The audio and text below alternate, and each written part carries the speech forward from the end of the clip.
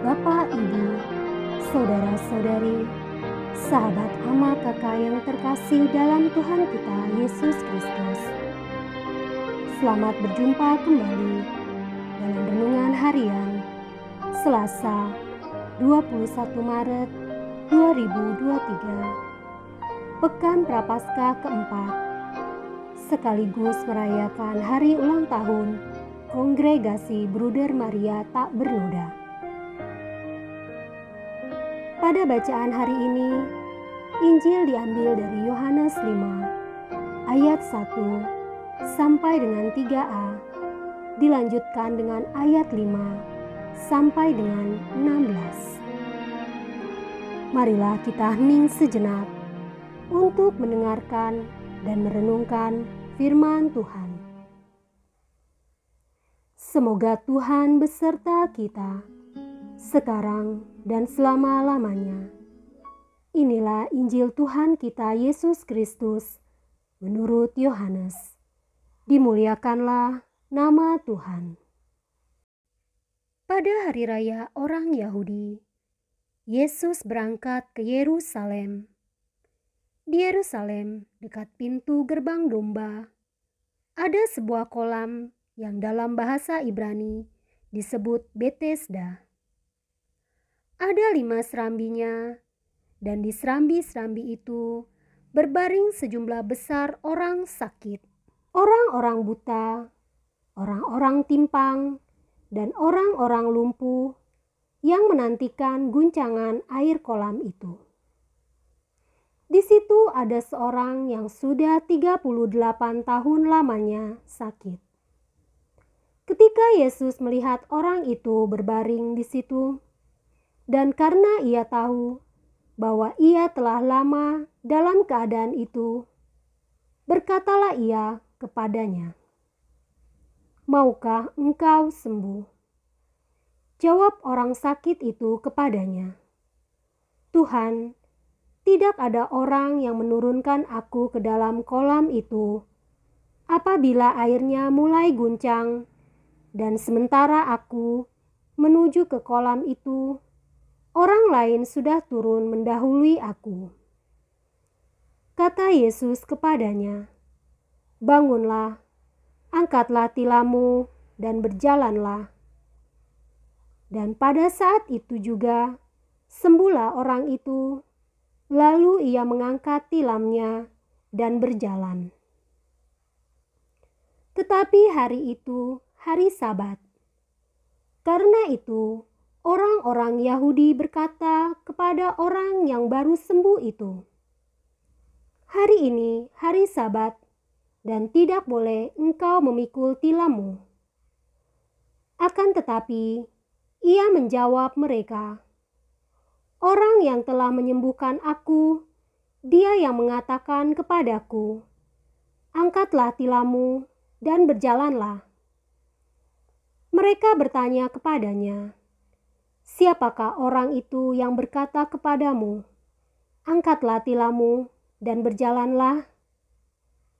Tetapi orang yang baru sembuh itu tidak tahu siapa orang itu, sebab Yesus telah menghilang ke tengah-tengah orang banyak di tempat itu.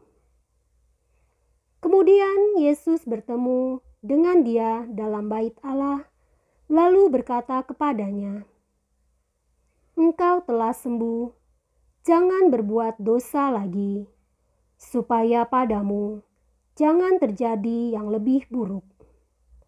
Orang itu keluar, lalu menceritakan kepada orang-orang Yahudi bahwa Yesuslah yang telah menyembuhkan dia.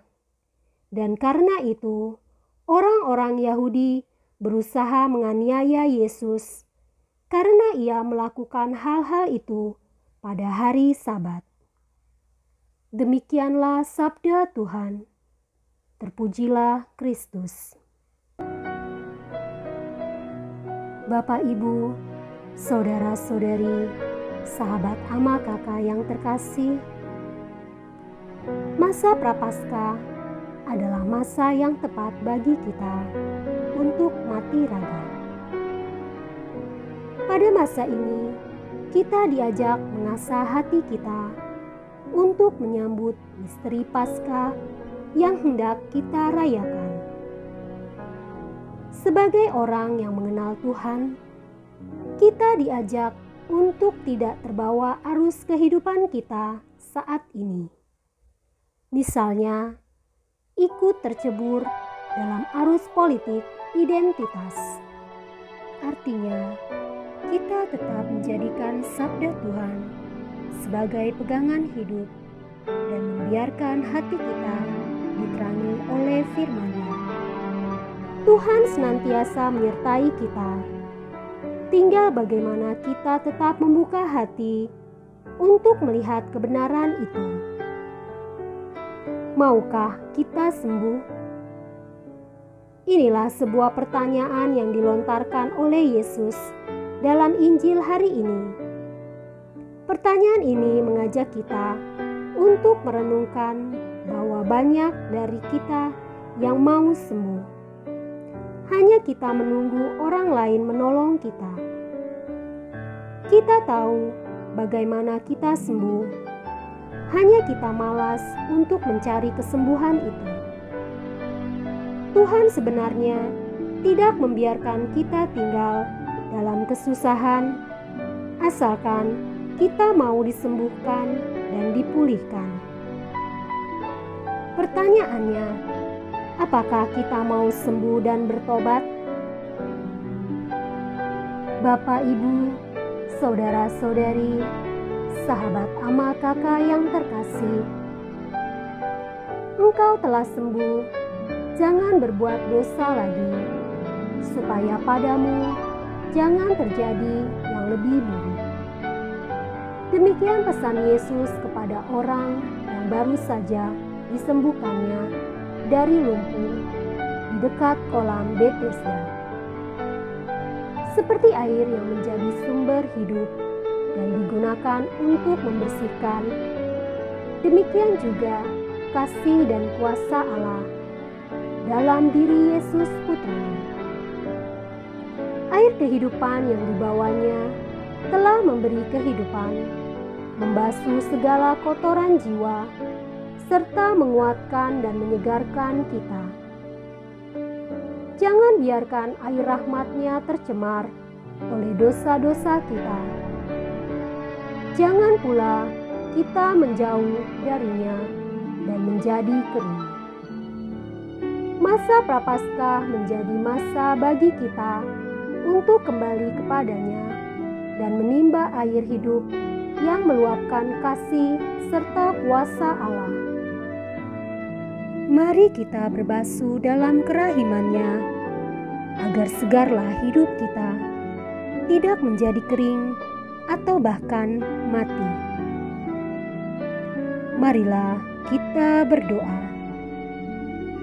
Ya Tuhan, kami mau sembuh dari kelumpuhan hati kami. Bukalah hati kami untuk menyambut rahmat kesembuhan dari-Mu. Amin.